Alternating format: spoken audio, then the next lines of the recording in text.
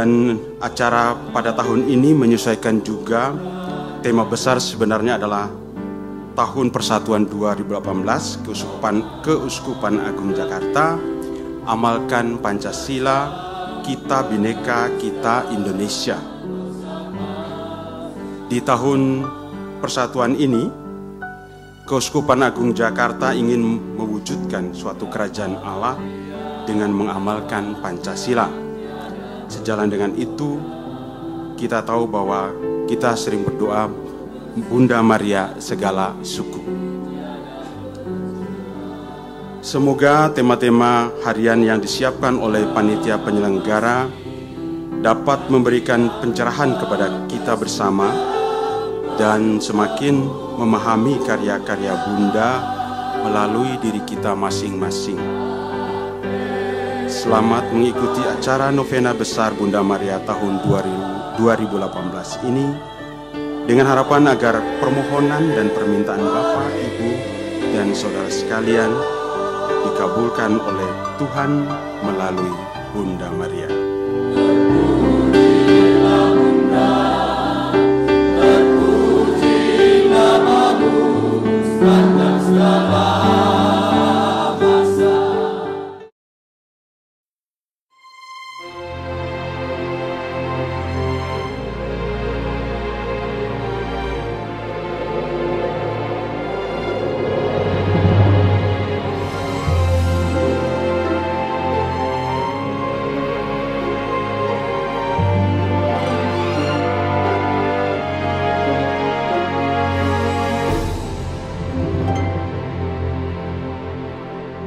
Sedikit tentang Didi Christoph sendiri adalah kelahiran dari Jakarta 25 Februari, kemudian mengenyam pendidikan di bangku SMU Theresia dan juga S1 dari Parahyangan Catholic University.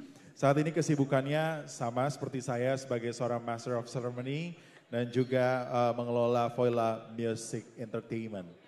Hadirin sekalian, boleh kita berikan aplaus yang meriah untuk Didi Christoph.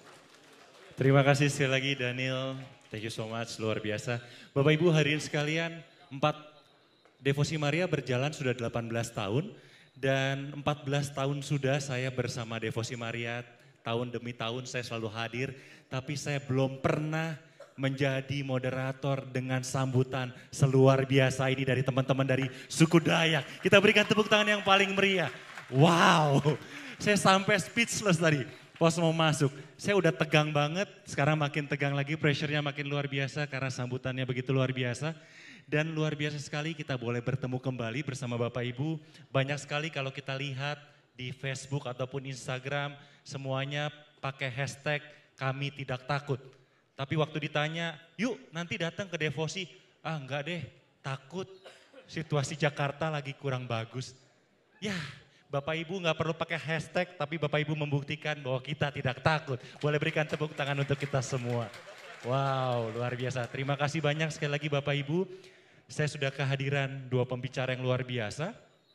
Nanti saya akan memperkenalkan secara lebih detail, namun sebelum itu kami ingin memperkenalkan terlebih dahulu yang ada di tengah. Ini harus hati-hati. Walaupun beliau adalah seorang pastor, keluarganya, latar belakang keluarganya adalah dukun. Jadi pastikan Anda tidak tertidur. Karena kalau tertidur bahaya gitu ya. Oke, ada Pastor Gabriel Marcel OFM Kapusin. Kita berikan tepuk tangan yang paling meriah. Katanya biar lebih kayak anak muda dipanggilnya Pastor Gebi aja. Kemudian ada Bapak Dr. Andes Michael Undun MA. Kita berikan tepuk tangan. Beliau adalah pengusaha yang luar biasa dan juga konsultan bisnis di bidang pertambangan, perkebunan sawit dan juga international trading.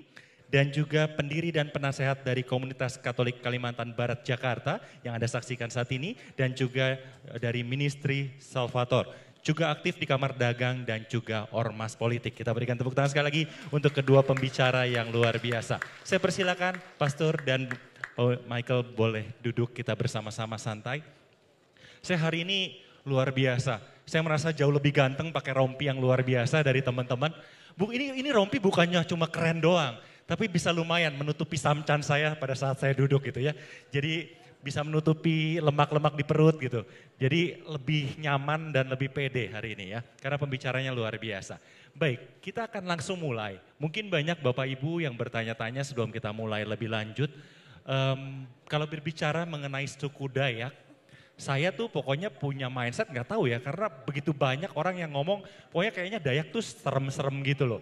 Ada yang bilang hati-hati kalau ke sana gitu ya, bisa nanti kalau kecantol wanitanya bisa nggak kepengen pulang gitu ya. Terus katanya suku Dayak tuh kalau perang serem segala macam. Apa benar semenakutkan itu atau itu cuma selentingan-selentingan yang kita dengarkan gitu. Tadi kita udah ngobrol-ngobrol, ternyata kalau ketakutan bahwa ke sana kecantol wanita Dayak nggak mau pulang, itu bukan karena guna-guna, tapi karena wanita Dayak cantiknya luar biasa. Ya kan, setuju ya? Wah, makanya ibu-ibu yang punya suami kalau dikirim tugas ke Kalimantan, harap hati-hati ya, pastikan dia pulang dengan baik. Oke, kita mulai dari Pak Michael dulu ya. Bapak sebagai pendiri dan penasehat dari Komunitas Katolik Kalimantan Barat Jakarta dan juga Ministry Salvator, mungkin Bapak bisa cerita sedikit gambaran mengenai seperti apa sih suku Dayak. Karena mungkin bagi kami yang awam kadang-kadang kita yang belum pernah ke sana juga nggak terlalu ngerti gitu. Tapi saya lihat luar biasa sekali kekompakannya dan juga kebersaudaraan dari suku Dayak itu luar biasa. Mungkin Bapak bisa cerita sedikit. Sekalian mungkin mau perkenalan dulu juga boleh Pak? Iya.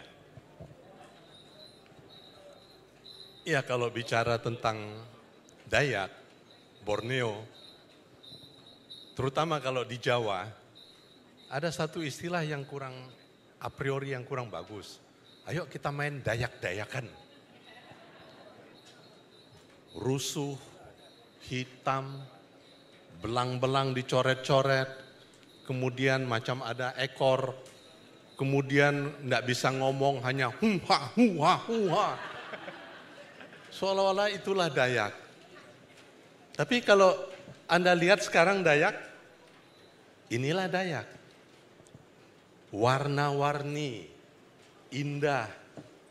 Tapi saya sebelum masuk di situ, saya mau katakan memang Borneo dan Dayak itu dekat sekali dengan alam yang begitu indah, begitu besar, rimba dengan segala isinya.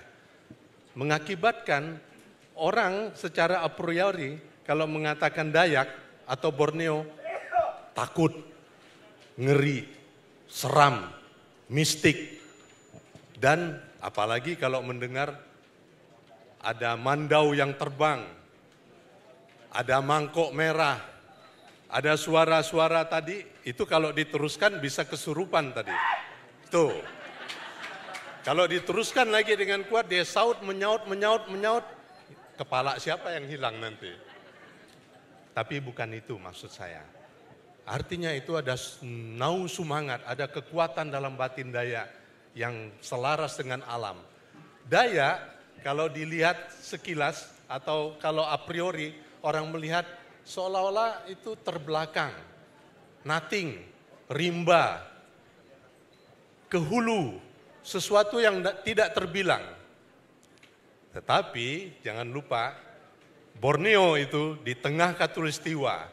Borneo itu simpanan segala deposit mineral, minyak yang besar, gas yang besar, batu bara setiap tahun ratusan juta metrik ton diekspor. Kelapa sawit ada 6 juta hektar kurang lebih di seluruh Kalimantan. Dan belum lagi nikel, boksit, diamond yang ada dalam bumi khatulistiwa Dayak. Dan inilah orang-orangnya yang memiliki dan yang menunggunya. Dan disitulah berdiri gereja yang sekarang ini dengan iman Katolik yang keras dan kuat dan berjuang. Tidak takut apapun. Kalau perlu mengusir mereka yang tidak cocok dengan satu posisi iman yang ada dalam diri kita. Itulah Dayak.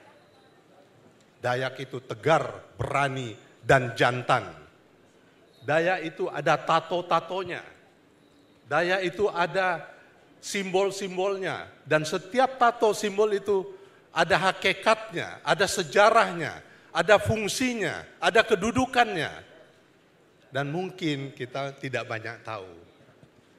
Namun bukan hanya bagian seramnya aja, tapi juga Dayak itu ada yang cantik-cantik, yang halus-halus, yang wajahnya Indo, atau yang wajahnya blasteran, seolah-olah dari Taiwan, dari Guangxi, dari Guangzhou, dari Yunan. Dan itulah Dayak, gabungan dari kekuatan-kekuatan dunia yang terbaik yang ada tersembunyi dalam Borneo. Hari ini kita nanti akan berbicara tentang Dayak. Ini kulit-kulitnya yang saya katakan tentang Dayak. Di dalam Dayak itu banyak investor ingin mendekatinya. Bukan mempersunting gadis-gadisnya, tapi ingin menguasai belahan dari tanah-tanahnya. Di atasnya ada HPH, hak penguasaan hutan, beratus juta hektar. Dan di atasnya bisa ada woodworking product, ada plywood, ada segalanya. Sesudah kayunya ada lagi batu baranya, ada lagi kebunnya, ada segala macam resourcesnya. Dan Borneo itu tidak bergetar-getar lagi, tidak ada tektonik, tidak ada vulkanik, dan dia sedang tidur menunggu sapaan dan sentuhan untuk dibangun. Lain dengan di Jawa. Jawa itu setiap hari bergetar, setiap hari memuntahkan larvanya, setiap hari magmanya, dan ada tektonik, vulkanik.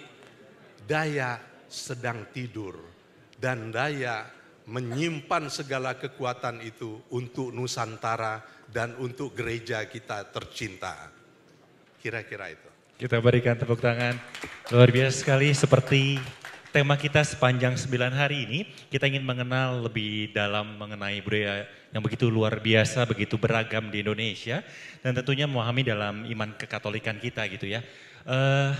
Yang menarik Pak, komunitas ini yang Bapak juga salah satu sebagai pendiri, apakah komunitas ini ada di seluruh kota atau hanya di Jakarta atau apa? Mungkin bisa cerita juga mewakili teman-teman yang lain yang sudah hadir. Dengar-dengar ada 2.500 komunitas Dayak yang hadir bersama dengan kita malam hari. Boleh suaranya mana komunitas Dayak? Oh, luar biasa, orangnya nggak nyampe 2.500 tapi suaranya tetap 2.500 gitu ya. Boleh dibantu Pak, mungkin bisa ada ceritanya sedikit? Beberapa tahun 1,5 tahun yang lalu, kami diaspora perantauan yang berkedudukan di Tebet, pastoran Tebet itu hampir semua pastor-pastor Kapusin, dan kebanyakan dari romo-romo dari Dayak dan dari Sumatera.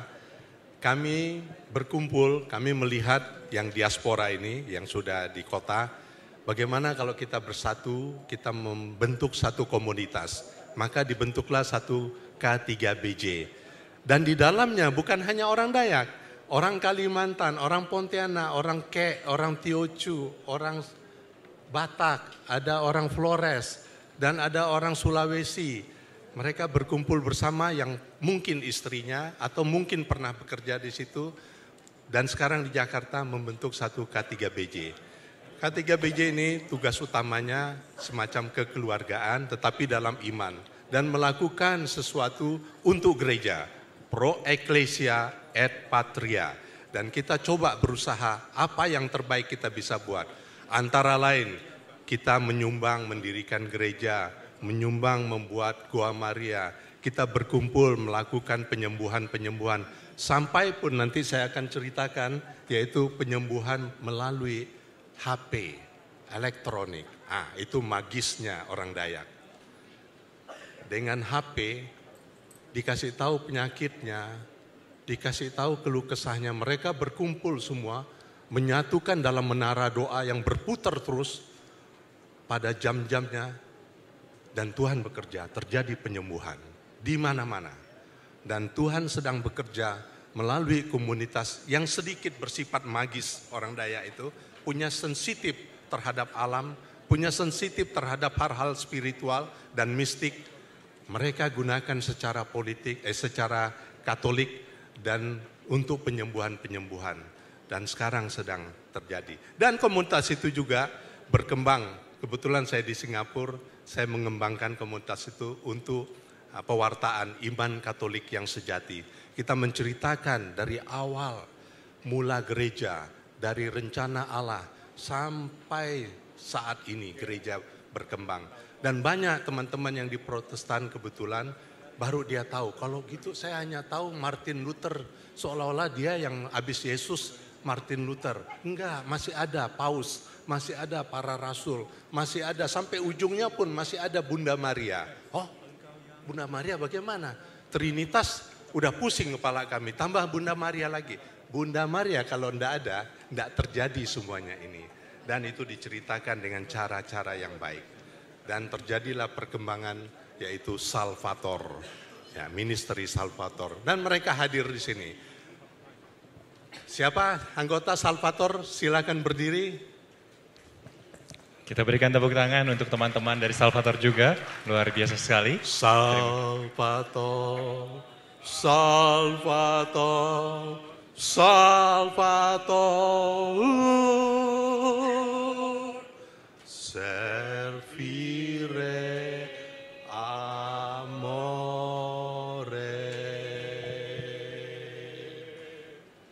Terima kasih. Bagian tariuh, orang Dayak ada tariuhnya, memanggil kekuatan roh, memanggil kekuatan pelindungnya. Salvator, Salvator, Salvator. Roh Kudus itu. Servire amore, melayani dengan kasih. Servire, servus, pelayan. Amore, amor, yaitu kasih. Itu bagian. Dan itu kita tumbuh di Tebet. Dan menunjang bagian paroki Tebet menjadi satu kekuatan baru dalam paroki Tebet dan menyebar ke seluruh Kalimantan dan daerah-daerah lainnya. Sekarang sedang berkembang. Oke, terima kasih banyak Pak Michael. Oke, selanjutnya kita ke Pastor. Jadi Pastor yang masih muda dan luar biasa ini, kelahiran 79 ya Pastor ya? Wah, luar biasa.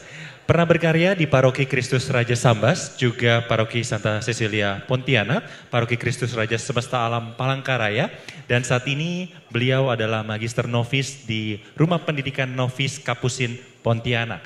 Dan seperti yang tadi sudah sempat saya sampaikan, bahwa katanya Pastor, keluarganya juga ada yang berprofesi sebagai dukun gitu ya.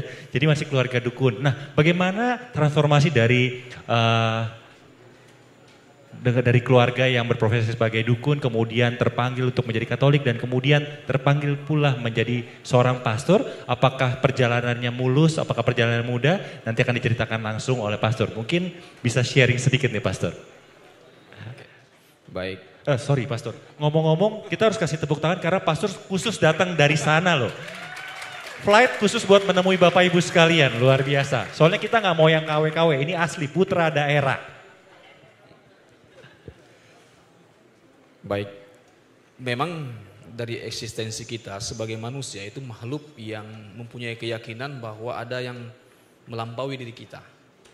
Yang kita rasa berbeda dari kita dan dia lebih sempurna dari kita. Karena itu membuat kita menjadi takjub sekaligus merasa tidak layak. Jadi kalau disebut manusia sebenarnya tidak ada yang tidak beragama. Selalu mempunyai keyakinan itu. Lah, orang Dayak dari keasliannya juga memiliki keyakinan-keyakinan akan hal yang tadi disebut gaib ya, sesuatu yang sakral, holy, kudus. Sehingga dalam situasi kedayakannya yang diwarnai oleh misalnya lingkungan alam ya, hutan dan sebagainya, mau tak mau orang Dayak harus berinteraksi dengan kekuatan itu supaya dia bisa dapat keterjaminan dan keamanan dalam hidupnya. Semua suku bangsa begitu. Secanggih apapun di dunia ini tetap meyakini ada sesuatu yang gaib. Entah itu bersifat teknologi dan sebagainya. Orang Dayak ingin menjalin hubungan dengan itu supaya dia tentram dan aman. Itu yang dikenal dengan keagamaan asli. Itulah muncul dalam praktek-praktek perdukunan, penyembahan terhadap objek, subjek, benda tertentu yang dianggap memiliki kekuatan atau punya roh, punya minu bahasa kami, bahasa Dayak, punya munu, nah, punya spirit, nah itu. Nah, kebetulan memang dari mama saya itu kami keturunan Panglima, keturunan dukun. Jadi yang namanya Panglima Guntur. Karena orang dulu melihat fenomena alam selalu melihat representasi dari kekuatan yang kuat. Misalnya kilat itu guntur ya, kuat sekali suaranya. Nah, Pak Tua saya ini, dia kalau terjadi tertentu dia sekarang di film-film itu tidak heran ya, sebenarnya secara pengetahuan bisa diterangkan itu. Bagaimana dia bisa hadir di sini dan tiba-tiba di sana. Orang baru di sini dia sudah di sana, seperti kilat. Nah itu. Dan kemudian ada menurun itu kepada menurun, kekuatan itu diturunkan, ditradisikan, tradire, diteruskan, diwariskan. Dan itu di dalam bentuk penyembuhan ya, dalam bentuk pengobatan tradisional. Dengan kekuatan diyakini bahwa kekuatan ini, kekuatan gaib tadi berasal dari yang satu sebenarnya, yang Tuhan itu sendiri sebenarnya. Cuman orang Dayak dengan kemampuannya pada waktu itu menerjemahkan seperti itu dalam situasi lokusnya pada waktu itu. Sehingga dia percaya bahwa dalam kekuatan benda-benda ini yang bisa untuk menyembuhkan mereka. Tetapi kemudian mereka melihat bukan benda itu yang menyembuhkan, tapi kekuatan yang melampaui benda itu. Nah, ketika bertemu dengan yang lain, agama yang lain, yang dulu itu secara subjek tidak jelas, belum terlalu jelas, memang sudah ada nama Jubata, ya, Penompa, Tompo, dan sebagainya. Kemudian dalam kekristenan ditawarkan ada satu pribadi sosok yang masuk dalam budaya manusia, yang bisa disentuh, bisa diraba. Itulah Yesus ya. Ketika bertemu dengan itu, ketika kita dengar, kadang-kadang dukun dia tidak bisa menyembuhkan dirinya sendiri. Dokter juga tidak bisa menyembuhkan diri sendiri zaman canggih sekarang. Kan? Dokter pun tidak percaya diri juga dengan pengetahuannya.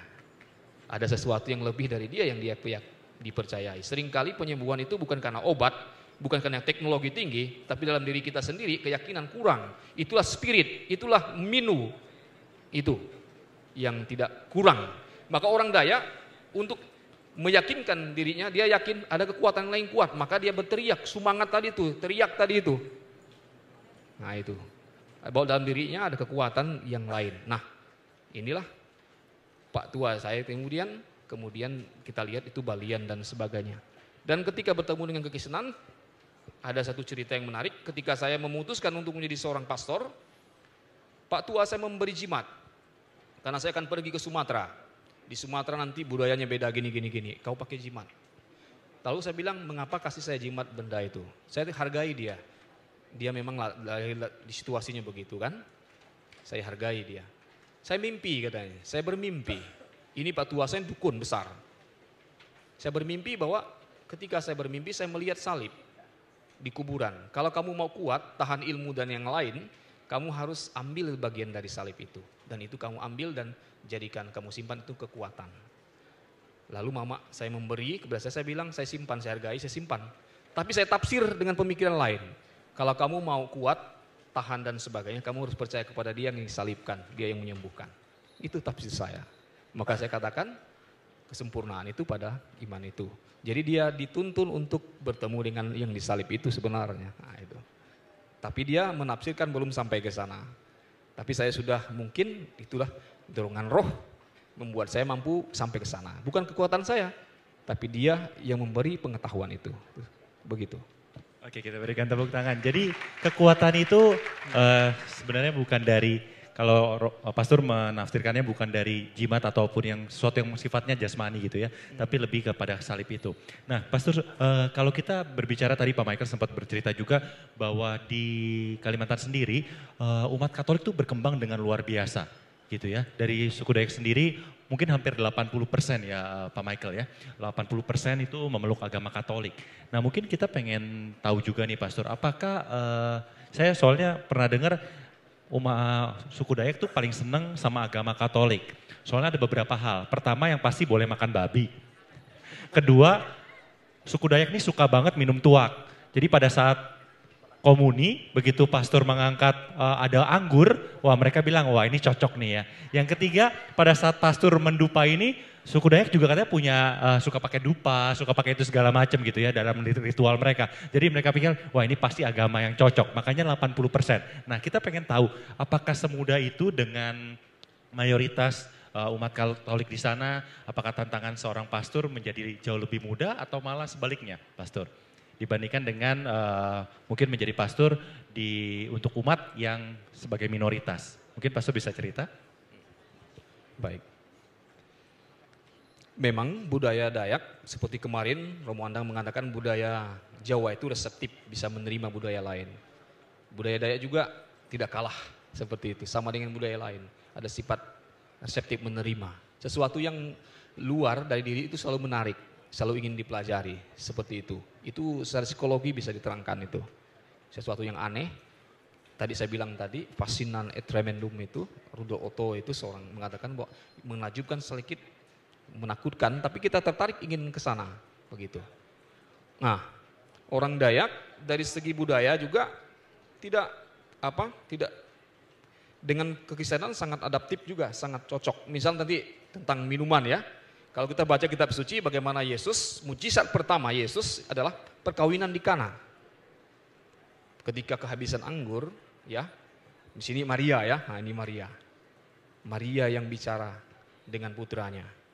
Bahwa Maria tidak mengatakan kamu harus buat anggur ya. Ya.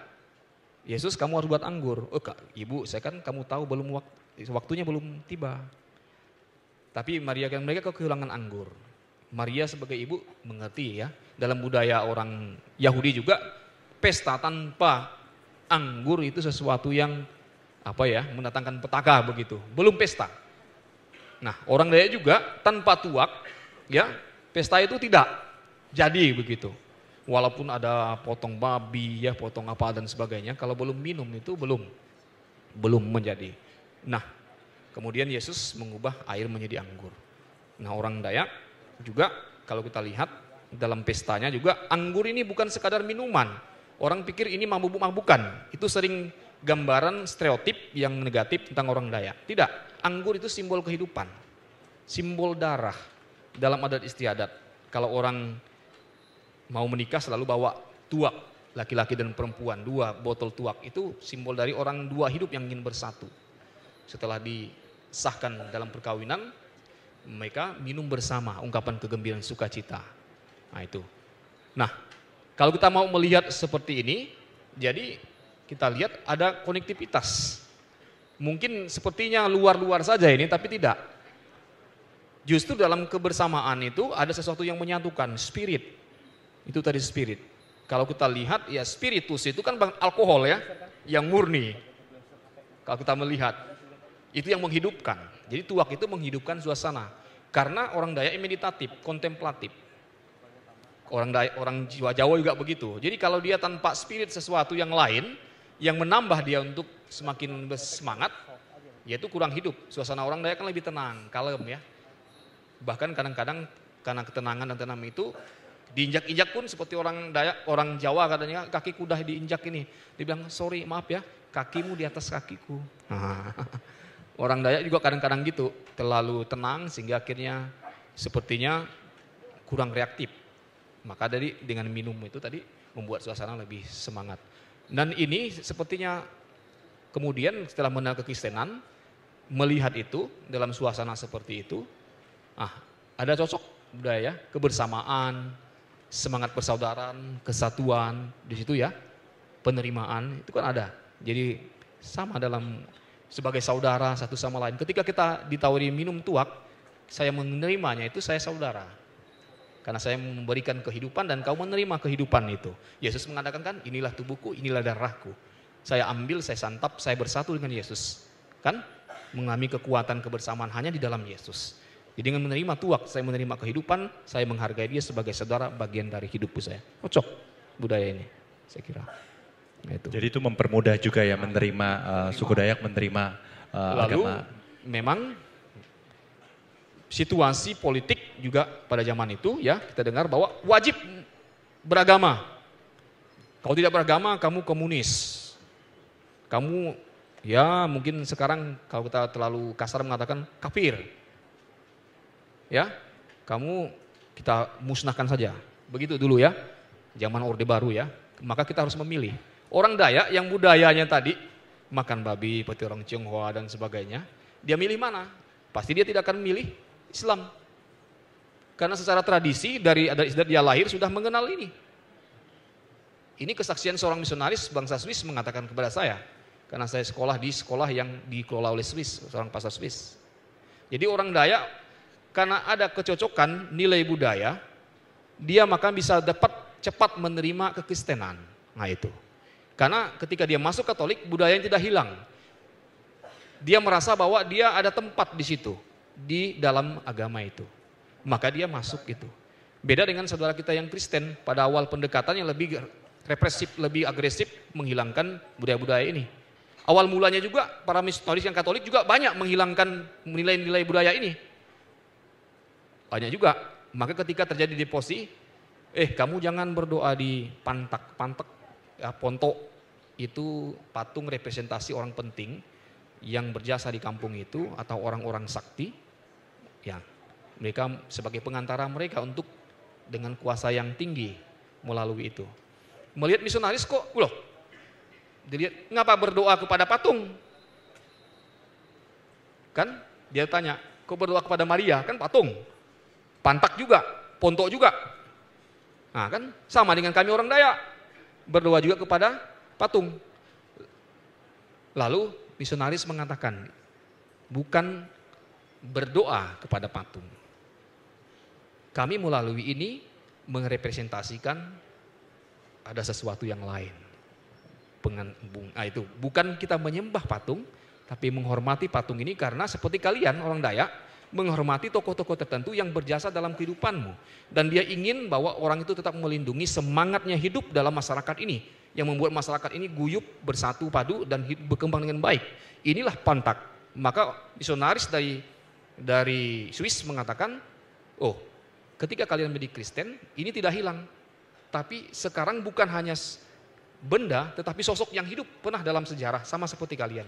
Itulah Yesus. Maka di tempat kita, salib kampung, di awal dan akhir kampung, itu tidak sudah menjadi sesuatu yang tidak bertentangan lagi. Tidak dilihat sebagai bertentangan dengan pantak dulu, dilihat sudah lain lagi, lebih dalam lagi melangkah tentang tidak hanya pribadi manusia yang kurang sempurna, tetapi pribadi manusia yang sempurna sekarang yang menjadi pelindung kita. Lebih keterjaminan yang lebih daripada sekadar yang kita kenal dalam budaya. Itu. Oke, terima kasih Romo. Mungkin ke Pak Michael lagi. Pak Michael, kalau tadi menarik suku Dayak lebih mudah menerima agama Katolik karena banyak kecocokan budaya dan sebagainya. Tapi pasti di setiap suku yang ada gitu ya, setiap adat istiadat yang ada juga kebudayaan ataupun adat istiadat yang bertentangan. Nah, mungkin Pak Michael ada cerita apa adat istiadat di suku Dayak yang mungkin sedikit bertentangan dengan ajaran iman Katolik. Seperti itu mungkin ada sharing? Ya, mungkin lebih tepat Romo karena sering menghadapin kasus-kasus itu di paroki. Oke. Nah, coba saya lemparkan ke Romo dulu. Ditemparkan dulu ke Pastor. Oke, baik. Ketika saya bertugas di Kalimantan Tengah, di sana Katolik minoritas, yang mayoritas adalah Islam dan Kristen. Gereja Kristen Evangelis dengan beberapa gereja Kristen lain. Di pusat kota tempat kami hanya tidak sampai 100 kakak Katolik, kepala keluarga.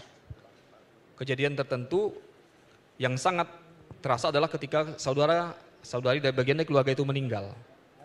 Karena dalam orang Dayak di Kalteng itu keluarga seperti orang Jawa juga, dalam keluarga itu berbagai keyakinan ya, agama, ada Islam, ada Protestan, ada Katolik, ada Keharingan, 4 agama dalam satu keluarga. Ketika meninggal seorang ibu pada waktu itu, mau penguburan ini.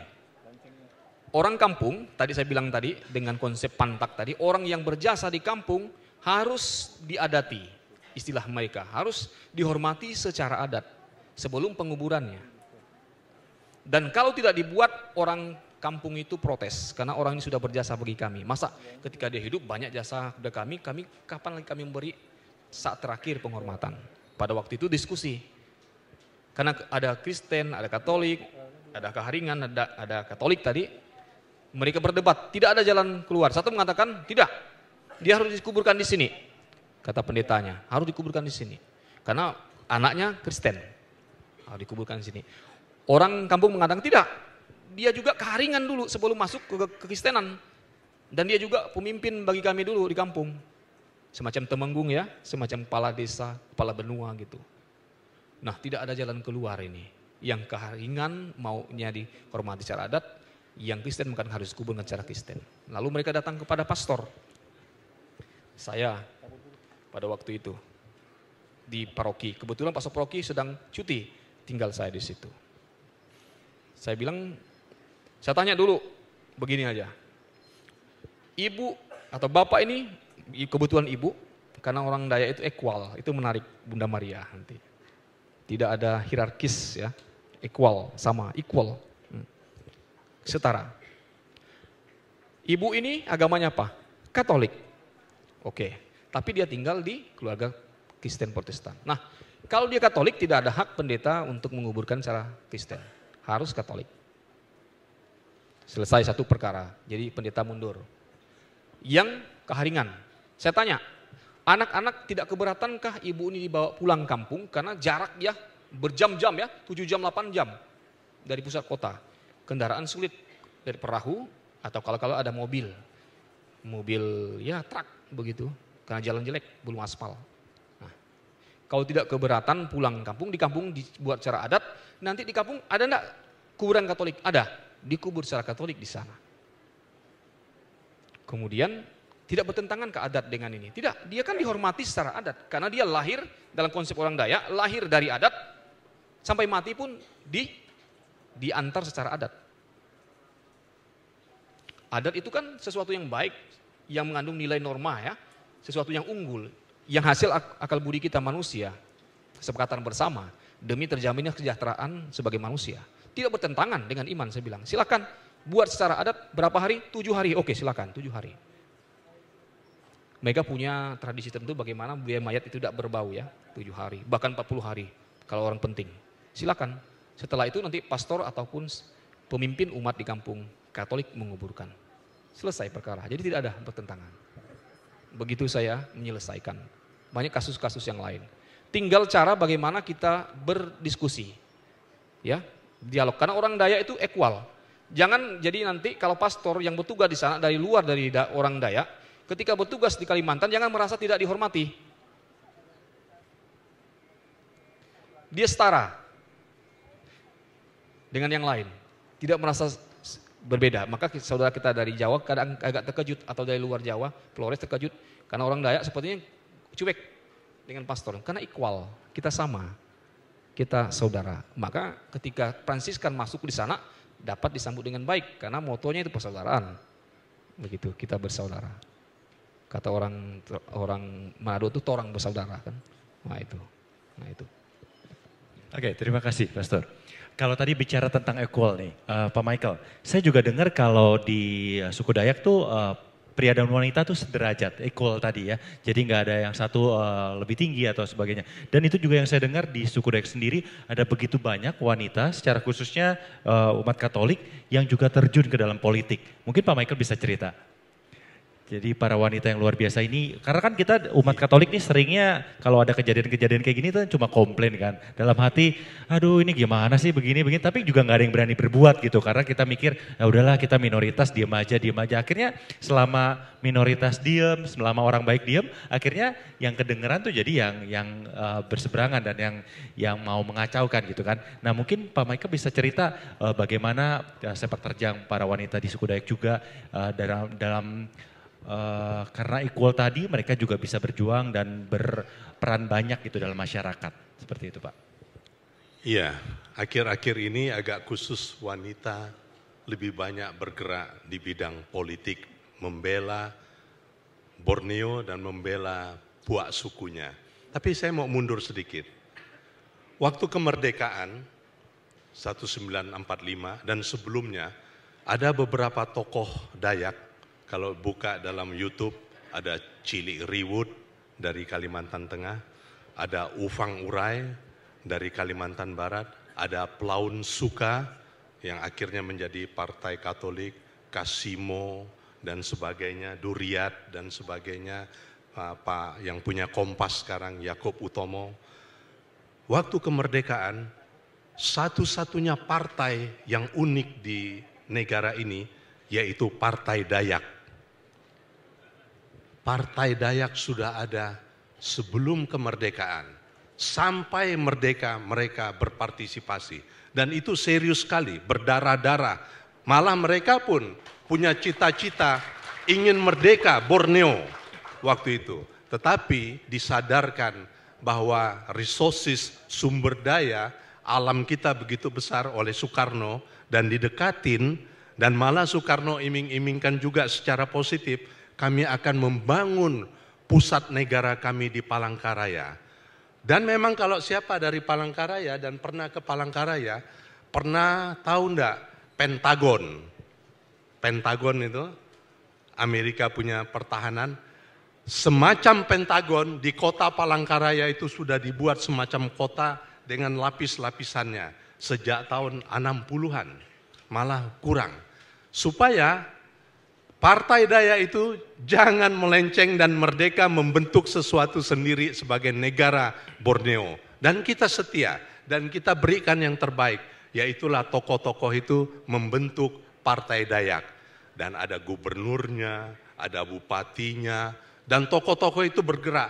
Dan gereja jeli sekali melihat pastor-pastor Kapusin, pastor-pastor Pasionis, pastor-pastor Montfortan, pastor-pastor Omi, Mission Intra de Paris yang dari MSC dari Prancis, dan suster-suster, mereka langsung mendekatin tokoh-tokoh itu dan bekerja sama membentuk sekolah-sekolah perguruan Katolik pertama. Dan yang perempuan-perempuan masuk berbahasa Belanda, Hollandspreken, itu oleh suster dibina menjadi ibu-ibu yang bisa melahirkan generasi unggulan ke depan. Dan bekerja sama politik dan gereja waktu itu. Dan hampir semua sejak itu, semua yang tamatan Nyarungkop atau sekolah-sekolah Santo Paulus, Santo Petrus yang didirikan oleh CDD dan oleh pastor-pastor dan suster, sekarang ini kita-kita ini menjadi kader-kader gereja di Kalimantan. Kolaborasi itu diteruskan dari Partai Dayak, mungkin karena macam-macam masalah terlalu eksklusif, ya akhirnya berbaur ke Partai Katolik, sebagian ke Partai Partindo, sebagian ke Partai Demokrasi Indonesia, yang sampai hari ini PDIP. Dan terahnya, alurnya itu terus dipiara di Kalimantan Barat dan di seluruh Kalimantan. Malah yang terbesar misalnya PDIP sekarang ini di Kalimantan. Dan ada Golkar, ada juga Nasdem, ada juga Demokrat. Dan beberapa, kalau saya bisa tayangkan sebentar, wanita-wanita yang sekarang bergerak. Prianya di mana? Sedikit prianya. Malah calon gubernur sekarang pun seorang wanita untuk Kalimantan Barat. Kita berbangga. Ada seorang wanita berkorban untuk itu. Dan masih ada wanita-wanita lain. Kebetulan adik saya, Catherine, dan dia di partai yang kurang terlalu populer. Tetapi dia berjuang di partai itu juga supaya semua porsi-porsi partai itu diisi. Itu bagian dari pro ecclesia et patria. Jangan kita menitip, kita punya hak asasi. Barang titipan, pos pun mesti pakai perangko pun mesti ada yang bawa. Sekarang ini pakai ojek pun ada ongkos, ada yang bawa. Hak asasi kita, perjuangan kita, kebutuhan kita titip sama orang. Itu terjadi dengan gereja Katolik seringkali. Ya udahlah, enggak usahlah kita berpolitik, biarkan saja kita berdoa, mudah-mudahan Tuhan memberikan yang terbaik. Sekarang ini undang-undang teroris pun mau dirubah, harus dipersetujukan oleh semua anggota legislatif yang ada di DPR. Kita ketok pintu, siapa Katolik di DPR, tolong supaya undang-undang teroris, ya hanya 5-6 ekor, ya yang muncul hanya perempuan-perempuan. Coba. Karena kita tidak merasa memiliki, kita bilang pro ecclesia, Indonesia, Katolik sejati, negara ini tercinta. Tapi kalau politik, nanti dulu, biarkanlah mereka, kasihan mereka itu. Coba yang politik, sorry ada yang bagian politik nomor 6 atau nomor 8. Itu wajah-wajah Pak Soekardi. Inilah. Semua wanita, Catherine di partai Prabowo itu Gerindra. Walaupun Prabowo seorang Katolik, keluarga Katolik. Jangan kira dia bagian yang terlalu ekstrem. Dia mungkin bagian yang membendung, memasang badan supaya jangan kecolongan di bagian itu. Lihat segi positifnya. Dia owner, dia pemilik. Bukan dia pinjam, bukan dia ngikut-ngikut orang lain. Yang lain PDIP itu Caroline yang calon gubernur. Yang ini ya di DKI Nyonya ini. Ini partai Demokrat. Nasdem. Seorang yang benar-benar membela banyak hal hukum. Dan ini juga calon yang akan masuk. Dan satu lagi, terlalu banyak yang wanita. Ini hanya Kalimantan Barat. Coba bayangin wanita-wanita yang bekerja sekarang ini. Padahal paruh waktu, tenaga, pikiran, perasaan. Tapi mereka di depan. Dan itulah orang Dayak. Panglima burung itu, rohnya, kekuatannya, seringkali dipersonifikasikan dengan seorang wanita. Panglima burung, seorang wanita yang menerima kekuatan-kekuatannya, mereka di depan menerabas untuk ikut perang. Dan mereka masuk di dalam roh-roh orang-orang Dayak yang sedang berjuang. Inilah wajah-wajah pro ecclesia et patria, wanita yang bekerja untuk gereja. Dan itu terjadi pada saat sekarang ini. Kita jangan menitip semua hak kepentingan kita, kepedulian kita. Lebih parah lagi kita titip kepada orang yang kita lihat kayak kita main bola. Wah bego sekali, kiri-kiri, bagi ke kanan-kanan, aduh tolol kita bilang. Kita jangan jadi penonton di politik juga. Kita tolol-tololin, bodoh-bodohin. Padahal anak-anak kita, keluarga kita, saudara kita yang pinter, sekolah jauh-jauh. Pun kita pinter, kita tidak mau terlibat apapun. Kita hanya pakai slogan pro ecclesia et patria, pro ecclesia. Ya pro ecclesia paling hanya ikut misa sekali-sekali. Berkorban, mengeluarkan tenaga lebih, baterai kita hanya kita pakai mungkin hanya 30% atau 10%. Sebenarnya baterai yang ada yang Yesus beri bisa untuk menyembuhkan, bisa untuk membangkitkan, bisa untuk menggerakkan. Tidak kita pakai. Hanya kita pakai sekali-sekali pada waktu mau mengecas, pada waktu mau ya sekali-sekali.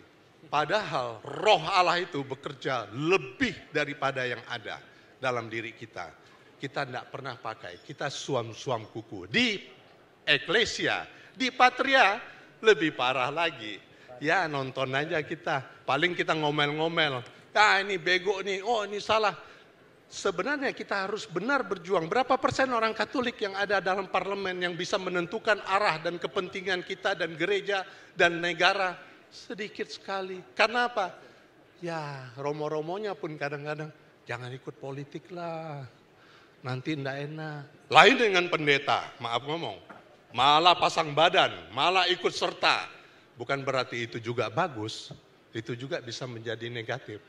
Tetapi jangan lupa, gereja satu-satunya di dunia yang macam suatu negara, yang punya kekuatan besar sekali, yaitu gereja Katolik, disebut Vatikan.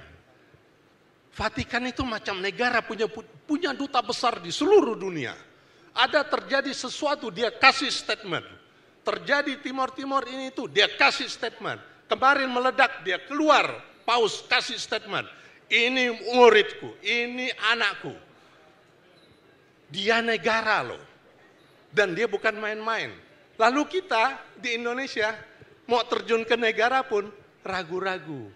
Di paroki Tebet ada satu tokoh kita, yaitu Thomas Suyatna. Anaknya sekarang ini berkorban akan masuk. Ada hadir enggak hari ini? Anak Thomas Suyatna. Kalau enggak salah saya dengar ada. Mana? Mana? Silakan berdiri. Ya, ini anak tokoh perjuang Katolik salah satu. Dan akan berjuang di Kalimantan, jauh-jauh. Kebetulan partai warna kuning, Golkar. Jadi kita harus ada representatif dimanapun. Ini saatnya, jangan kita tunggu. Jangan kita titip, jangan kita menonton.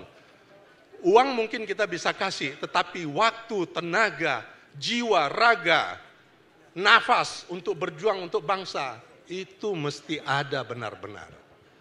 Saya bukan manas-manasin, tetapi memang harus begini. Kalau enggak panas, enggak mateng, enggak jadi, hanya suam-suam kuku, kamkai kata orang ke, mojum. Oke, nanti panas benar. Oke, terima kasih Pak. Oke, mungkin ada yang mau bertanya sebelum kita lanjut dengan obrolan yang semakin panas, nggak suam-suam kuku. Kalau ada yang mau bertanya silakan, nanti teman-teman panitia bisa membantu. Pastor, kalau hari ini kita juga bicara secara spesifik tentang Bunda Maria gitu ya. Mungkin sebelum kita masuk lagi tentang suku Dayak segala macam, Pastor sendiri ada pengalaman yang sangat menarikkah dengan sosok seorang Bunda Maria gitu ya. Dari panggilan sebagai seorang pastor, kemudian juga dalam menjalaninya. Karena mungkin walaupun kita pikir, oh jangan-jangan jadi pastor di daerah yang mayoritasnya Katolik jauh lebih gampang daripada yang minoritas gitu. Apakah seperti itu atau bagaimana dan seberapa besar peran seorang Bunda Maria dalam kehidupan pastor menjalani panggilan ini? Boleh di-sharingkan Pastor? Sebelum sampai ke sana, pengalaman saya tinggal di Eropa ya, di Italia contohnya. Bunda Maria itu, gambar-gambar itu bukan langsung dari Maria yang kelihatan di Fatima, di Medjugorje. Tapi pernah saya berdiskusi dengan seorang kapusin, mamanya itu tercantik di kampung itu. Che bella donna. Lalu dia kemudian dilukis, digambar, dan orang kampung itu setuju, inilah Bunda Maria, gambar yang cantik. Artinya Bunda Maria merepresentasikan keindahan, kecantikan ya, karena layak di hadapan Tuhan. Nah, lalu bagaimana dengan kita? Kita di sini tidak hadir, tidak bisa duduk bersama di sini kalau tidak ada perempuan, kan? Tidak bisa. Kalau tidak ada Bunda, tidak ada Maria. Nah, secara kemanusiaan saja, kehadiran seorang wanita itu sudah sangat menentukan keberadaan kita. Tadi cukup unik di Kalimantan, orang-orang yang tokoh-tokoh berperan di politik perempuan. Tadi itu karena maka perempuan dalam struktur adat orang Dayak itu sama dengan laki-laki. Bicara tentang adat mereka duduk bersama. Harta benda dibagi rata. Kalau suku-suku lain kan memang itu bukan, saya katakan memang setiap suku itu unik. Tergantung lokus ya, tempat dia berada, menentukan situasi. Nah, dengan itu saya lihat dalam keluarga juga, ibu juga dengan bapak bisa berdiskusi dengan baik. Ya, tidak ada. Kalau misalnya membicarakan satu, tapi seorang perempuan dengan nalurinya ya, seperti Maria lebih banyak tidak aktif ya, seperti dalam budaya Tionghoa juga dalam prinsip yin dan yang kan, kalau filsafatnya lebih tenang, lebih menerima, ya lebih melindungi perempuan. Nah, ketika saya memutuskan untuk menjadi seorang imam, bapak langsung dia seorang intelek, seorang guru ya bapak, yang duluan menerima kekatolikan, malah reaksinya agak negatif pada awal, yang tidak setuju saya menjadi seorang imam. Tapi ibu seperti Bunda Maria lebih menyimpan banyak perkara di dalam hatinya. Dia tidak banyak bicara. Dia tidak banyak mengatakan kamu jadi atau tidak. Tapi ketika saya mau memilih menjadi imam, ibu justru yang memberi uang untuk saya berangkat ke seminari menengah. Ke Topang, karena saya dari SMA umum. Dari sekolah menengah umum, bukan dari seminari menengah. Panggilan saya temukan di situ, bukan di seminari, bukan karena proses pedagogi pendidikan. Tapi lebih pengalaman iman. Nah, saya merasa dengan ibu ini yang memahami, menerima, menghargai apa yang saya pilih, itu saya lihat dalam diri Maria. Ketika kemarin dibicarakan juga ketika Yesus ditemukan di bait Allah itu. Seperti memberontak, tidak ikut apa kata orang tuanya kan. Dia diskusi dengan orang ahli Taurat dan sebagainya. Maria datang ke situ dengan Yosef. Mengapa kau begini anakku? Kamu menyusahkan kami orang tua. Yesus, dialog ya Maria dengan Yesus. Oh ini kan rumah Bapakku. Seharusnya saya berada di sini. Maria tidak berontak, tidak ribut. Menyimpan perkara dalam hatinya. Tapi Yesus taat ya. Pergi pulang bersama dengan Yosef dan Maria. Kemudian bertumbuh berkembang menjadi seorang anak yang makin hari semakin besar dan semakin besar pengaruhnya. Nah, ini tentang Maria. Awal mula ada seorang kapusin yang menyuruh, meminta dengan sadar supaya orang membuat patung Maria dengan gaya Dayak. Apa yang terjadi? Orang merasa risih berdoa. Sama seperti tadi Romo tadi ya, kemarin itu cerita seperti itu. Belum bisa menerima gambaran Maria itu orang Dayak. Begitu. Seperti itu. Tapi Romo itu, pastor itu mengatakan kita buat saja. Itu di paroki saya. Pertama dibuat Bunda Maria dalam versi Dayak. Di situ di Gua Maria Talogah namanya di situ. Dimulai dengan kayu ulin, diukir, dibuat dengan sederhana. Apa yang jadi? Animo orang kemudian perlahan-lahan semangat. Awalnya seperti menolak, tapi kemudian merasa bahwa ini ibu saya. Ini ibu saya, mengerti dengan saya, seperti Bunda Maria. Nah, seperti ini. Saya rasa dengan melihat ini, pertumbuhan panggilan saya juga dipengaruhi juga devosi, mulai dari tataran manusiawi, adat, kemudian beralih ke dalam iman Bunda Maria. Punya peran sangat penting. Sangat penting peran Bunda Maria dalam kehidupan pastor. Kita berikan tepuk tangan. Kalau dilihat di patung yang ini juga Bunda Marianya hari ini sangat Dayak sekali gitu ya. Jadi bagi Bapak Ibu yang belum sempat foto, jangan lupa nanti bisa selfie ataupun wifi dengan patung Bunda Maria yang hari ini didandani dengan luar biasa gitu ya. Nah kalau Bapak Ibu ada yang mau bertanya, kita tinggal punya waktu 10 menit untuk tanya jawab. Apabila ada yang mau bertanya silakan, rekan-rekan panitia nanti akan membantu. Oke, kalau belum kita lanjut kalau Pak Michael, Pastor tadi sudah bercerita mengenai bagaimana peranan seorang Bunda Maria dalam kehidupan panggilan seorang pastor gitu ya. Kalau Pak Michael sendiri mungkin punya pengalaman unik dengan bersama dengan Bunda Maria dalam menjalani kehidupan sebagai pengusaha, sebagai aktivis juga di Katolik, kemudian juga sebagai konsultan bisnis dan lain-lain. Begitu banyak peranan yang Pak Michael ambil tanggung jawab itu saat ini. Apakah Bunda Maria juga memiliki peran yang luar biasa dalam kehidupan sebagai seorang Katolik? Silakan Pak. Iya, kalau bicara Bunda Maria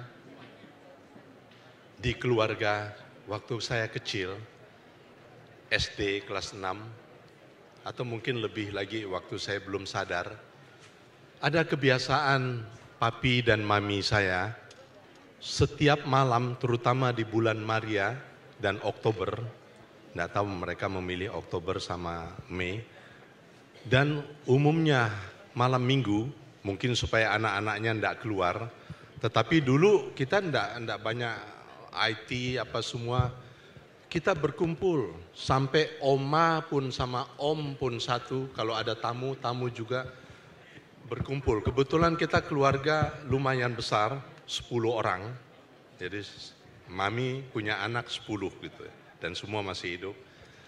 Dibiasakan melakukan rosario bergilir. Kadang ada rasa bosan, kadang ada rasa enggak enak, tetapi ini kewajiban.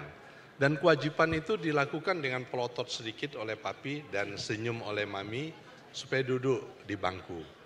Dan itulah diputer. Salam Maria penuh rahmat Tuhan sertamu, terpujilah engkau. Sampai dan sekarang ini hafal semua kejadian peristiwa-peristiwa, bukan hafal kenapa? Karena itu ada paksaan sedikit. Dan yang lucunya sesudah doa tobat, ya doa tobat Tuhan yang mengarai aku misalnya sesusah suka sepat patur Tuhan kau terutama sebab aku telah meninggalkan murah dan membagi ingat akan dosa-dosa. Ada luluskanlah saya menjadi. Wah, satu keluarga itu kalau ada adik saya itu Leo, Dia masih paling kecil itu, sekarang badannya lebih gede gitu ya. Dan sekarang bertato lagi, mana Leo tatonya itu? Nah, ada tato Dayaknya, saya enggak kebagian, dia yang bontot dapat tatonya. Harus mengucapkan, luluskanlah supaya Tuhan Yesus kabulkan melalui Maria. Semua ngomong, luluskanlah saya jadi pastor, jadi bruder, jadi suster, semua. Papi senyum-senyum, senang kan.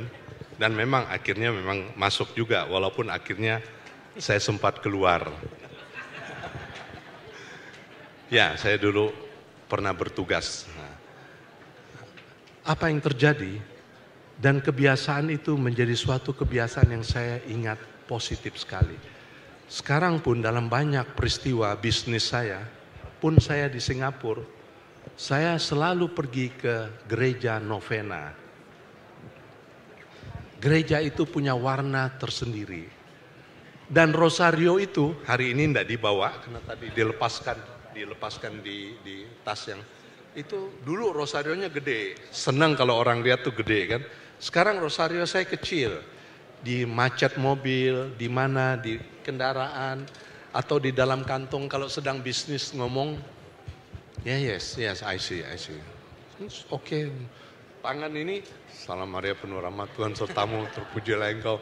Bukan mau menaklukkan dia, tapi kita terjadilah kepadamu. Mudah-mudahan terjadi, proyek ini gede kan. Ya, bagian dari iman, dan itu mendarah daging. Kayaknya sederhana sekali, tapi justru doa yang sangat sederhana itu punya makna yang besar sekali. Punya mujizat di sana sini. Karena dialah pencipta pertama mujizat, memaksakan anaknya. Belum waktunya mami, rubah itu anggur. Gila. Dan dia yang menerima sabda Tuhan, terjadilah kepadaku. Kalau seorang mengandung, itu terjadi perubahan dalam dirinya. Tuhan bekerja dalam diri Maria. Dan Tuhan sendiri ada di situ dalam darah daging Maria. Bagian dari Tuhan. Dan itu misteri yang paling besar yang ada dalam diri Maria. Jadi kita pergi ke Maria itu memang bukan orang bilang, kalau zaman dulu jangan lupa Ibu Tin dan Soeharto 10% atau apa, itu cerita-cerita. Kalau udah ibu sudah kabulkan pasti, you jangan lupa dengan pejabat itu mamanya diantar kue. Bukan sesederhana itu. Maria lebih daripada itu.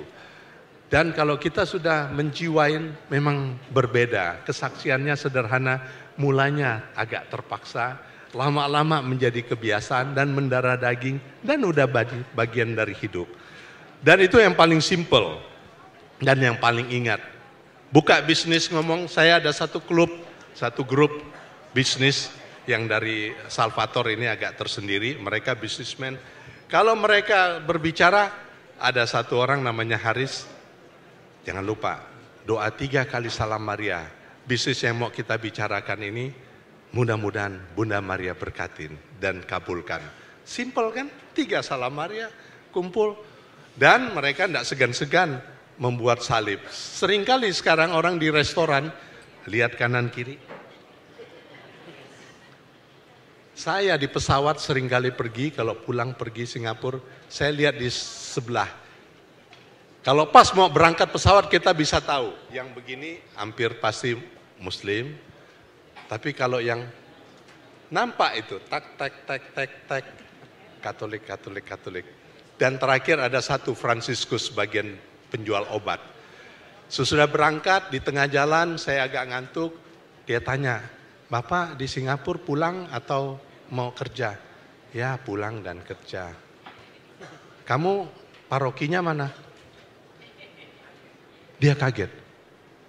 Kok Bapak tahu? Kamu tadi walaupun kecil kamu buat.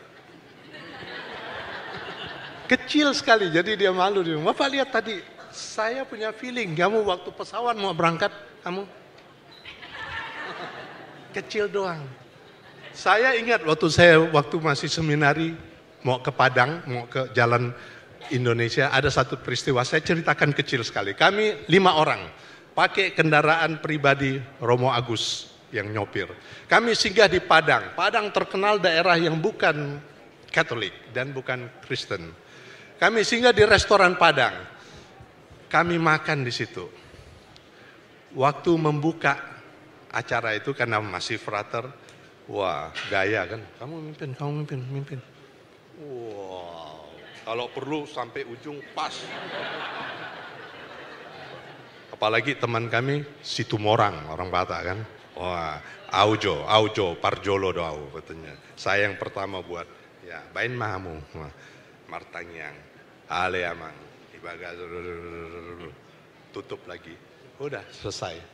Waktu kita mau bayar, udah kenyang, tiba-tiba orang restoran bilang, nggak usah, udah dibayar bos. Bos siapa? Bayar. Udah dibayar bos. Oh. Pergi ke sana tanya, Pak, Bapak udah bayar, ini restoran Padang. Pemiliknya orang Tionghoa katanya. Restoran boleh Padang, saya udah bayar. Kok hubungannya? Saya Katolik juga. Tahu gitu, makan langsung bawa beberapa bungkusan kan. Tahu ada yang sponsorin kan. Tapi ini kejadian. Dan kejadian ini sederhana sekali menunjukkan seorang Katolik. Nggak usah cari kemana, pas dia mau makan, dia tunjukkan nggak dia benar Katolik. Kebanyakan ya sama aja, langsung tilep kan, selesai pun sama aja, nggak ada penutup, pembuka nggak ada, apalagi penutup. Nah, ya nggak usah lah buka tutup, tapi paling nggak ada pembukanya. Ajar anak-anak, kalau ada yang tua dia yang memimpin dan sebagainya, biar simple. Dan anak-anak Katolik, kalau suruh berdoa, wah bingung, karena enggak ada teksnya nggak ada teksnya, mau doa apa. Kalau anak-anak Protestan yang lain, silakan berdoa. Waduh Tuhan, Bapakku di surga, Engkau telah memberi segalanya Tuhan. Waduh dia resapin. Anak Katolik suruh berdoa. Enggak lah, enggak bisa nggak bisa. Apalagi teman-temannya, kamu Katolik? Ya lebih baik jangan deh, kata temannya. Suruh yang lain. Ya, kalah set, tiap kali salah set. Siapa yang salah? Anda yang menjawab. Kita berikan tepuk tangan. Tapi habis ini jangan semuanya kalau makan bikin tanda salib gede-gede berharap dibayarin sama yang punya rumah makan ya. Jadi besok semuanya pada... Oke, Bapak Ibu menarik sekali bahwa seperti yang Pak Michael tadi sampaikan bahwa kecintaan terhadap Bunda Maria dari hal kecil, kebiasaan yang awalnya terpaksa tapi selalu dihidupi dan akhirnya Bunda Maria selalu mendampingi perjalanan baik pelayanan maupun bisnis dan juga kehidupan keluarga dari Pak Michael. Oke, sebenarnya waktunya tadi kata panitia sudah habis, apakah panitia bolehkah tambah satu pertanyaan? Oke, ada mic boleh? Satu pertanyaan, setelah itu kita akan tutup dengan kesimpulan. Bapak silakan Pak, mohon nama dari paroki mana, singkat untuk siapa pertanyaannya silakan Pak. Terima kasih, saya Clemens dari paroki Asisi, Tebet. Satu aja pertanyaan, mau bertanya kepada pastor sebagai Romo dan juga sebagai suku Dayak. Makna menjelaskan soal religi yang sekarang kurang dihayati oleh kita umat. Padahal kalau kita ziarah baik ke Lourdes, baik ke Fatima, salib maupun rumah-rumah mereka ada religi yang di pintu, ada yang di lemari. Nah, menjelaskan ini, apakah ini akan dijelaskan menjadi jimat atau menjadi suatu simbol kita sebagai umat Katolik? Bagaimana memaknai ini? Karena kita juga lihat secara sembunyi-sembunyi pada saat adorasi, di mana pastor mengangkat ini, tapi ada yang tua-tua yang kita lihat tersentuh hati kita karena mereka menjamah jubahnya saja, aku sudah terjadi. Baik. Nah ini yang saya maksudkan. Ya. Jadi tolong sebagai pastor menjelaskan apakah ini dibilang jimat ataupun memang termasuk religi yang dan rosario, medali yang mungkin bisa menjadi simbol bahwa itu ciri khas Katolik. Baik medali yang dulu zaman Belanda juga datang, medali-medali yang selalu ada. Bahkan romo-romo juga sekarang salib yang di sininya pun tidak ada lagi mungkin. Apalagi kalau mereka pakaian baju preman, karena dianggap jimat. Terima kasih. Oke, terima kasih Pak. Jadi bukan polisi aja yang bisa pakai baju preman ya, romo disebutnya baju preman juga. Oke, Pastor silakan Pastor tentang relikwi silakan untuk menutup sesi ini. Oke, baik. Memang dalam tradisi kita Katolik, relikwi itu kan bagian dari atau benda bagian dari orang-orang kudus ya. Bahkan tulangnya seperti Kapusin di Italia, ada seorang Kapusin yang mengkoleksi tulang-tulang. Saudara-saudara Kapusin diberi jubah dan sebagainya. Kalau kita lihat bisa cari, bisa di Google itu. Di Via Veneto itu ada. Dan karena apa? Karena melihat saudara itu bukan bagian dari dirinya hidup. Saudari Maud kalau Fransiskan mengajarkan bahwa kematian itu sesuatu yang dekat dengan kita, bagian dari hidup kita, tidak bisa kita tolak, bagian dari kita. Ketika kita hidup, pasti kita akan mati, itu jelas. Jadi bukan sesuatu yang menakutkan. Nah itu. Nah, lalu kalau kita dengan relikwi, artinya orang yang kita hormati, orang yang kita yakini dekat dengan Tuhan, tentu kalau dia berbicara kepada Tuhan, orang itu akan didengarkan seperti Maria tadi, pribadi yang sangat bukan hanya dekat, tapi Tuhan itu tinggal dalam rahimnya. Fransiskus mengatakan Fransiskus mengatakan bahwa kita bisa menjadi Maria karena kita berbuka terhadap dorongan Roh Kudus. Kalau Roh Kudus tinggal dalam diri kita, maka seorang kudus yang dekat dengan Tuhan, kita ingin juga menerima spiritnya, semangatnya dari orang kudus itu.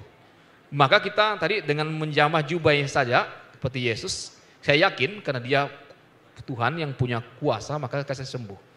Relikwi disimpan di situ, bukan tentang relikwinya, tapi relikwi itu simbol mengingatkan dia orang yang dekat dengan Tuhan, yang mendedikasikan seluruh hidupnya demi kemuliaan Tuhan.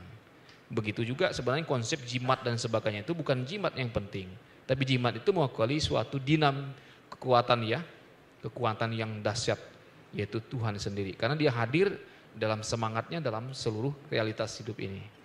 Begitu. Maka kalau Fransiskan mengatakan bahwa alam semesta ini, ciptaan ini di mana Tuhan hadir sendiri. Kita yang takut katanya animisme. Animisme memang kalau namanya terlalu memutlakkan sesuatu, benda itu lebih berkuasa dari yang ditandakan, itu yang menjadi salah, itu disirik. Ya, idolatria. Tapi kalau kita yakin benda itu menunjuk realitas lain, menunjukkan kita harus tembus sampai kepada gambaran imago Dei itu yang sejati, gambaran Tuhan yang sejati. Yesus kan disebut Allah yang tak kelihatan. Ya. Kalau kita mau melihat Tuhan yang kelihatan dalam diri Yesus. Nah itu.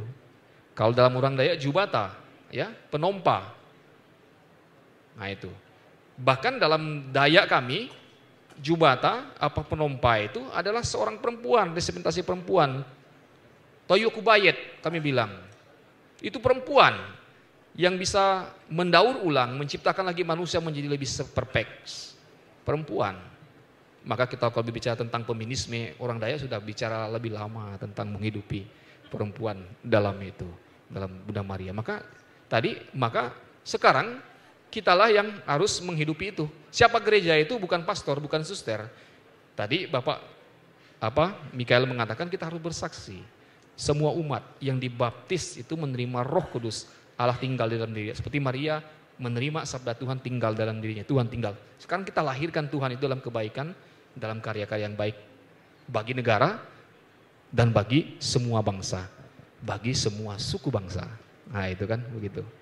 Oke, terima kasih Pastor, semoga menjawab. Pak Michael, mohon maaf karena waktu yang terbatas. Sebagai penutup singkat silakan Pak. Saya hanya mau kasih sedikit ilustrasi. Pak, bagian dari Ministeri Kalimantan, kegiatan-kegiatan kami, Salvator, dan peresmian yang ada oleh uskup kami dari Kalimantan bersama dengan uskup dari Jakarta. Dan pertama itu kita persekutuan dalam doa, kekuatan kita adalah doa, K3BJ ini, Salvator. Habis doa, selalu ada rutin, dan ini ada ABA, ayo baca Alkitab. Dan dalam membaca Alkitab ini setiap hari, kita bersama-sama 3 pasal. Dan ada renungan dan ada refleksi. Dan dipimpin oleh satu tim kita, Pak Karel, silakan berdiri, hanya sekadar memberitahu. Dan kelompok ini berkembang. Dengan adanya kitab suci sebagai pegangan dan adanya doa, kita maju setiap hari. Walaupun saya bukan anggota yang sangat aktif mengikuti, tetapi saya tahu bahwa kitab suci ajaran Tuhan itu pedoman pertama. Lalu kita bekerja sama dengan Forum Dayak yang ada di Jakarta, menerjemahkan kitab suci dalam 120 bahasa subsuku. Kita mulai dengan 10 atau 20 atau 30 subsuku, mulai dengan perjanjian baru, supaya orang Dayak semakin mengenal sabda Tuhan. Dan ini bekerja sama dengan gereja Protestan. Memang harus memilih antara terjemahan James dengan terjemahan Vulgata. Dan ini ada persoalan teologis. Dan antara deuterokanonik dan non-deuterokanonik. Tapi kerjasama ini sudah berkembang dan hampir di seluruh wilayah Kalimantan. Itu salah satu. Terus, dan kegiatan-kegiatan selanjutnya, terus yaitu pendalaman iman. Anggota-anggota kita termasuk Irjen Polisi dan tokoh-tokoh, semuanya harus belajar kembali di Sekinah dan di KPKS untuk terpanggil untuk nanti melayani sabda Tuhan, mimbar, dan memberi kesaksian-kesaksian.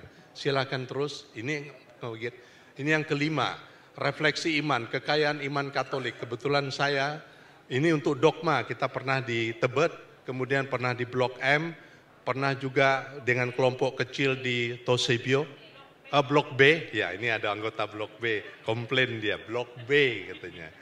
Dan sebagian saya mulai dengan Pulau Batam dan 2 paroki yang ada di Singapura. Dan di Singapura agak dilarang karena Lee Kuan Yew takut nanti ada provokator yang bersifat fundamental dan sebagainya. Saya masuk di kelompok Pak Jiwandono, Ibu Subianto, ibu-ibu Katolik yang ada di sana, duta besar dan tokoh-tokoh yang ada di sana, tapi 6-70 orang. Dan berkembang pelan-pelan memberitahu tentang kekayaan iman Katolik. Kita udah Katolik tapi kita tidak tahu harta benda kekayaan kita. Ibaratnya jimat-jimat kita. Hal-hal yang bisa kita gunakan untuk kekuatan sesama dan untuk hidup kita. Sampai pun persoalan penyembuhan. Gara-gara ini, salah satu maaf tidak mengklaim kekuatan Tuhan, yaitu Mon Elizabeth seringkali mengundang kelompok-kelompok kita untuk penyembuhan sebelum terjadi operasi dan sebagainya. Dan ini pewartaan, kelompok pewartaan. Dan ini kelompok pewartaan dalam kelompok K3BJ kita. Dan berkembang melayani beberapa paroki bukan hanya di Jakarta tapi di luar. Terus ini kegiatan ke-6, kegiatan ke-7, penyembuhan. Ini yang agak unik. Penyembuhan, Tuhan memberi karisma khusus kepada seorang perempuan, Ibu Marice mana dengan kelompoknya.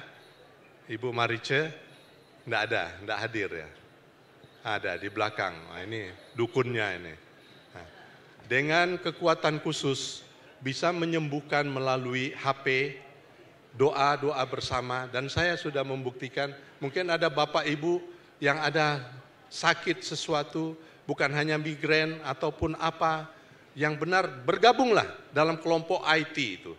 Mereka sudah 100 lebih orang dan di seluruh Indonesia, terutama Kalimantan, Kalimantan Tengah, Kalimantan Timur, Jakarta dan sekitarnya. Terus yang ke-8, ini kita juga membuat rehabilitasi narkoba. Kebetulan Pak Tommy Sagiman, istrinya ada hadir di sini, mana? Istri Pak Tommy Sagiman, Pak Tommy tidak hadir. Tadi ada, saya lihat pakai pakaian daerah, pakaian Dayak, sedang lapar makan mungkin. Dan kelompok-kelompok ini ada beberapa tentara, ada Paswampres juga bertugas dalam kelompok kita dan orang Dayak kebetulan, atau kawin dengan orang Dayak. Mereka mengabdikan diri untuk pelayanan-pelayanan narkoba dan pelayanan untuk kaum muda. Terus, dan ini tadi sudah saya putar untuk politik, bidang politik, terutama kebanyakan wanita.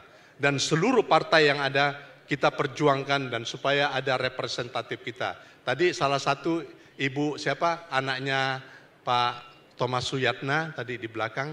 Ini semoga nanti diterima di Sanggau dan di Sintang melalui forum Dayak ini. Nah, semoga bisa disosialisasikan mewakilin. Terus, dan ini perjuangan sosial, hukum dan kemasyarakatan. Kita punya lawyer-lawyer dan kita ada kelompok lawyer di forum Dayak dengan banyak masalah-masalah di pedalaman dan masalah-masalah yang ada di Jakarta, intimidasi dan sebagainya. Nah, kita coba membantu dan membela mereka. Dan ini ada Ibu Ira juga aktif tadi di belakang. Mana Ibu Ira di sini? Di depan semuanya. Dan ikut aktif dalam masyarakat menjadi lurah, pendamping di RT, RW dan sebagainya. Terus ini kerjasama kita untuk Perdaki dengan semua gerakan-gerakan yang ada untuk kalau kita turun ke daerah, ke paroki-paroki tertentu kena banjir, kena masalah-masalah penyakit, tim kita datang bekerja sama dengan Perdaki dan tim-tim yang ada. Terus dan ini tim mundur. Kita juga membangun gereja. Ini ada Ibu Yenvi di sini dengan kelompoknya, dengan teman-temannya. Mereka mengumpul dari door to door melalui HP, bisa membangun dalam waktu dekat satu gereja. Dan yang dibutuhkan bukan gereja main-main di salah satu kampung dan diresmikan. Lalu juga Gua Maria. Kita devosi Maria hari ini, beberapa Gua Maria di Kalimantan dengan uang kecil, pelan-pelan, lama. Kalau gereja ada yang bangun altar, ada yang bangun salib, ada yang lonceng, ada yang pagar, ada yang hanya 3 bangku, 5 bangku, terkumpul semua oleh Ibu Lianvi ini, terbangunlah gereja. Silakan berdiri Ibu Lianvi, kemuliaan Tuhan. Dan ini parokinya paroki Blok B, diakon juga. Terus, silakan terus. Ini persaudaraan, bukan tadi persaudaraan Katolik. Ini tadi pengusaha-pengusaha muda. Sayang tulisannya tidak begitu kelihatan mungkin. Dan berkembang. Terus 12 dan sanggar.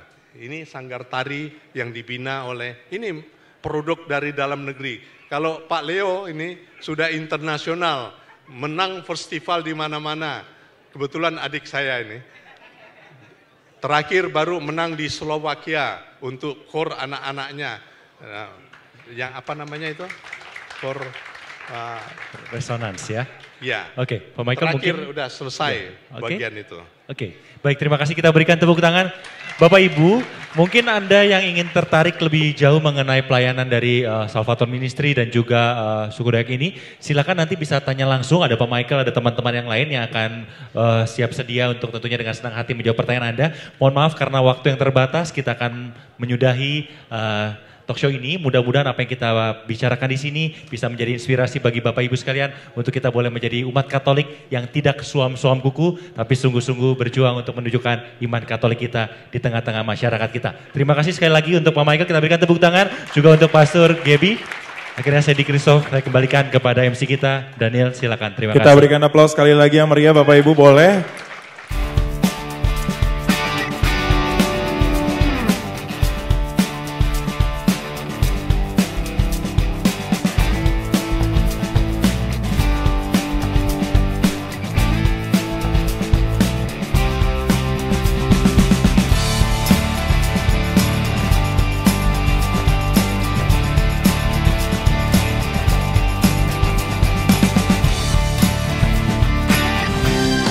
Sleeping here beneath your wings, finding rest just to be still from my restless heart and wandering mind. Hati hamba yang selalu kau cari, biar kau temukan di dalamku.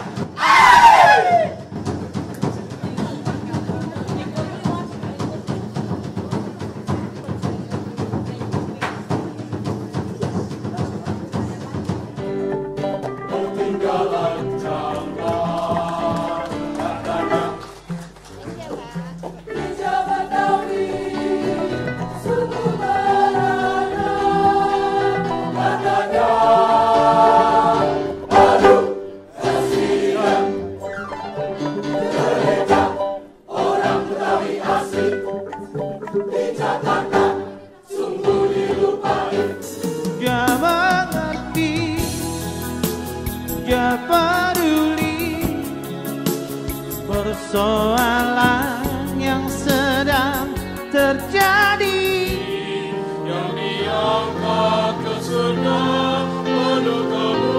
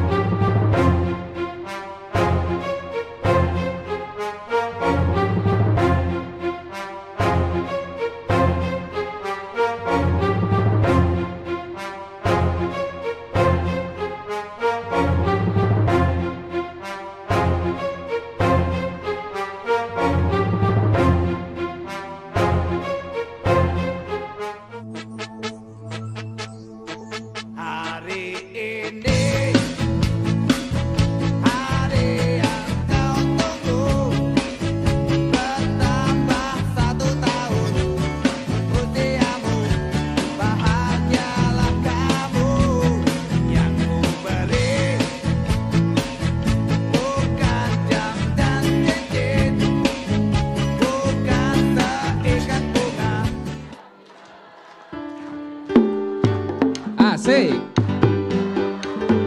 Happy birthday. Putar ke kiri, nona manis putarlah ke kiri, ke kiri, ke kiri, ke kiri dan ke kiri, ke kiri, ke kiri, ke kiri manis. Sekarang kanan, nona manis putarlah ke kanan, ke kanan, ke kanan, ke kanan dan ke kanan, ke kanan, ke kanan, ke kanan manis. Sekarang atas, nona manis putarlah ke atas, ke atas, ke atas, ke atas dan ke atas, ke atas, ke atas, ke atas manis.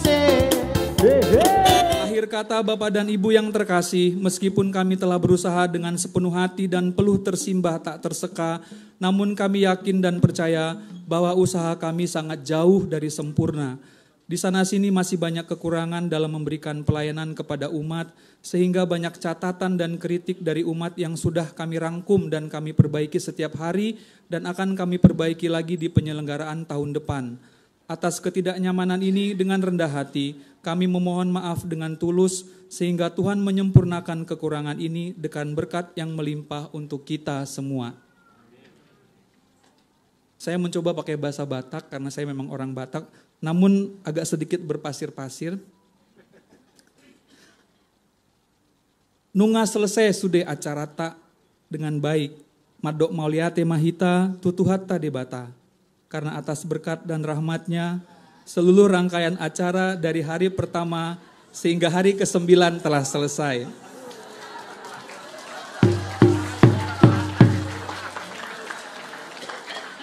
Itu tadi bahasa Batak dalam logat Indonesia loh. Amang pargoci. Mandok mulia te mahita tu rebata baik kamu ngagodang hasahatan si tio-tioi.